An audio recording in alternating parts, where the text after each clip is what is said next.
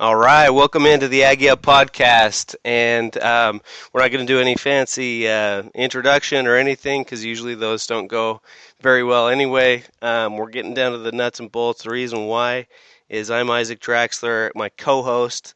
We'll call him my co-host. He's first time on the podcast, Kyle Whimpey. How's it going, Kyle? Doing well. Thanks for having me, Isaac. Good, Appreciate it. good. So we do this podcast. I always joke that we don't have any listeners, so you can just say whatever you feel, whatever's on your mind. We started this podcast, a couple of us. There's usually two or three of us on the podcast. The other two, Seth and Brian, weren't able to join us tonight, so it's me and you. And I wanted to get your perspective on the Aggie program. I think there's some misconceptions and there's some obviously frustration that's warranted as well. So and different things that we can talk about and go from there. I think both of us are pretty level-headed as far as you know we're willing to say what we feel like and what we believe, but also we're not going to just knee-jerk reaction or take there's a lot of people that get stuck on one issue or one thing, right? And they go on the Oh, message board or a message board or whatever, and they type out their angry response.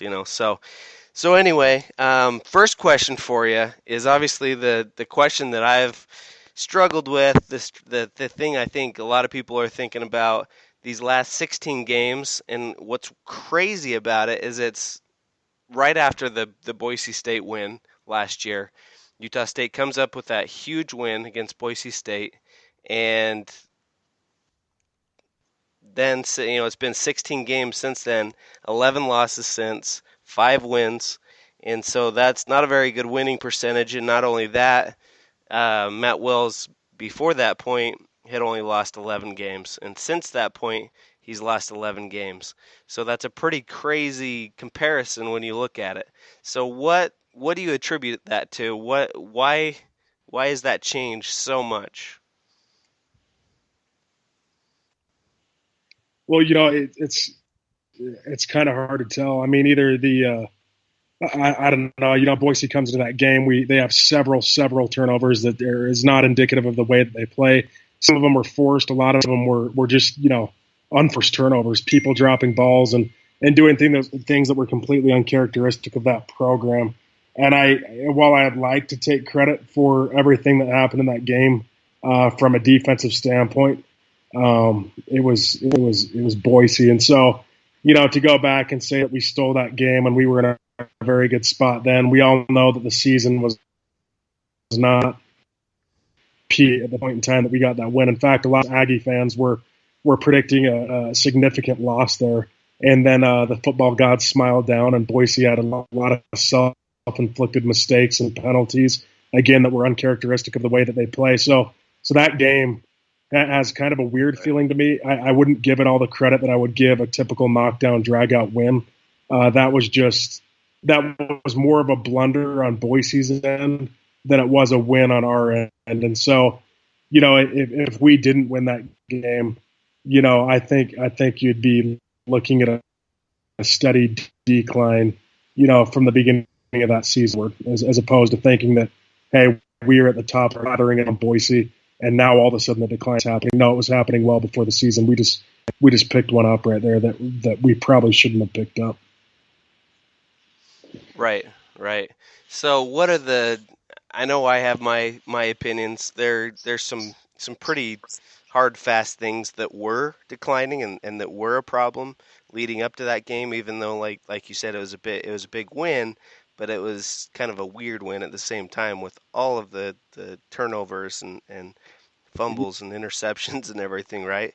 So one of the things that I can 100% Yeah. look at, and I'm one of the reasons why I'm glad you're on here, is that one of the things has been the O line, and it feels like it's been 4 years, really since 2012, and maybe even 2012 for that matter.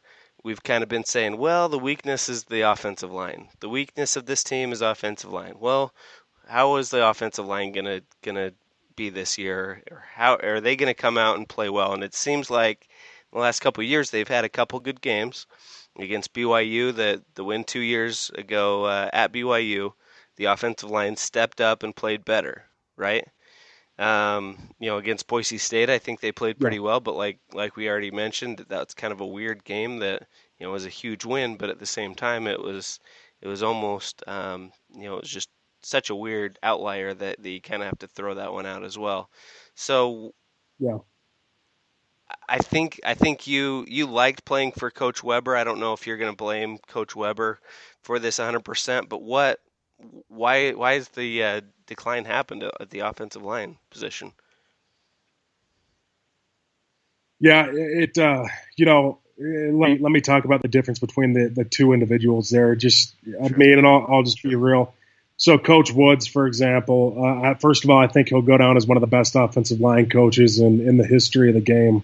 When all is said and done, he really is a very, very good, tough coach, and the players cannot help but play the way that they're coached by him, to be tough, to finish, to execute, and to know your assignment. I will say, without a doubt, 100%, we as an offensive line were much more prepared to play in a game and prepared for every variation and scenario that a defense could potentially throw at us when he was our coach, more than we were when Coach Weber was our coach. And that's no knock on Weber. It's just that he was very, very strong in those areas. Now, is he a guy that any of us have a relationship with today? No, not at all. Do we call him? Does he call us? Do we talk? Do we bounce things? Nope, not at all. So from a long-term relationship and a relationship management standpoint, no, not good. But fans don't really care about that, right? Because they care about wins. They don't care about if the O linemen there stay in touch with their O line coach. So from Right. that standpoint, I think he was better at preparing you for the variations that you'd face. Now from a play for your coach, love the guy, relationship standpoint, unity, having fun playing the game. Weber was every bit that guy. Could he have prepared us better to play? Yes. But remember, Coach Woods, had more time in that system than Coach Weber did when he came in. And so who's to say that level of preparation and awareness on the field would not have eventually translated? Now, we just saw, the tough couple of years that he was here didn't really give him enough time to become an expert like Coach Woods was in the situation that I previously mentioned. And then I've heard from the guys that our new offensive line coach is kind of a mix of the two in terms of preparing the guys to play the game and also being really, really good at being a guy they want to play for and give their lives for. Basically, he's a guy you'd go to war with, and he, seems to be a mix in terms of what I've seen, but I don't know. I don't know exactly where that stands yet. I'm not around the practices as much as I was previously, so my judgment's still out on him. But those are the differences between Woods and Weber. So I think you can attribute some of the decline to him as a coach, just because obviously he's a first-year guy, right? He's a rookie coming in, trying to coach his guys up, and there is a change in style and philosophy. But I think most of it was, competition changing. The types of talent that we were facing changed. The coach changed. The scheme didn't really change, but some of the play calls changed, and the way that we were coached in meetings to attack different fronts changed. And it wasn't like, and last point I'll make, 2012 was more of like a fist approach. Every single individual knew what they were doing at every single moment against every single look, whether the calls were made or not, even if variations came late. And in 2013, we were not all on the same page that way. The preparation was not as on point as it was the previous year. And when you're not playing as one up front, there's going to be that look that, we declined, and we did. And the strength went up, everything experience game-wise went up, everything else increased, but the product in the field decreased. It's because we weren't all as one when we were playing, if that makes sense. Right. Yeah, it makes complete sense. And before today, I've been kind of racking my brain the last couple days that I've known you were going to come on the podcast, and it was your brother Kevin that I interviewed a couple years ago, and I thought it was really interesting, asking him some questions about the offensive line and different things, and he. I don't know. I don't want to put words in his mouth, but he mentioned a lot about the leaders of the offensive line kind of figuring out, not putting together a game plan per se, but doing a lot of the work and film study and different things. He didn't really mention Weber as, yeah, hey, what Coach Weber does this, and this. He even mentioned like Coach Cragthorpe. So it was kind of a weird dynamic on the offensive line, and I don't know how much you want to get into that, but it's and that's Yeah. just that's not even going into the recruiting philosophy and some of the walk-ons that Utah State was able to plug in there and play really well in 2012 and 2013.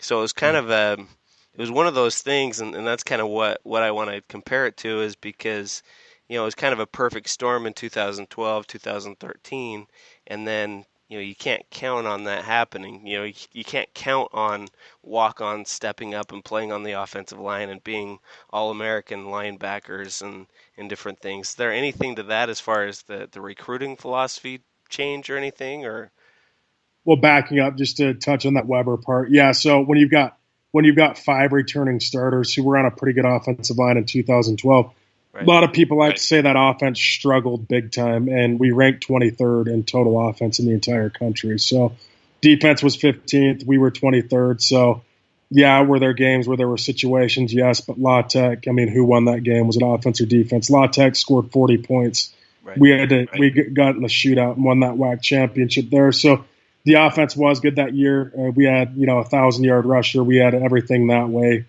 Chucky stayed clean, all that kind of stuff. But yeah, so when you're Weber and you're coming over after a 2012 season where they went 11-2 and finished ranked in the top, I think, was it the top 15 or top 20? I know top for 20, sure. Yeah, or whatever. Yep.